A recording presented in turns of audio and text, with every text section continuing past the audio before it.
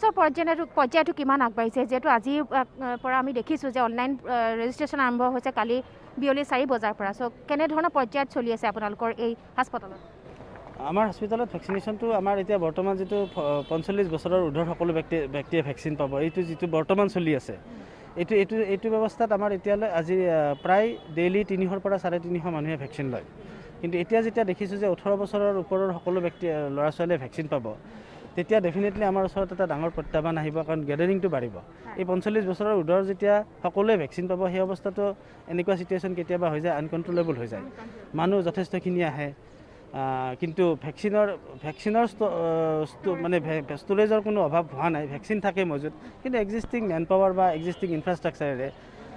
আমি 300-350 ভেকচিন দিওঁতে 10টাৰ পৰা আৰম্ভ কৰিলে 5টামান বাজিয়ে যায় গতিকে তাৰপিছত আমাৰ ভেকচিন থাকিলেও আমি দিব নোৱাৰোঁ প্ৰত্যাহ্বান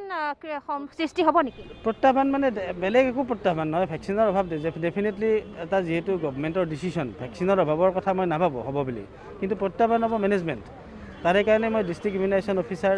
আৰু director health service family welfare যিয়ে মেইনলি ভেকচিনেশ্যনটো চাই আছে তেখেতসকলৰ লগত মই আজি ৰাতিপুৱাও কথা পাতিছোঁ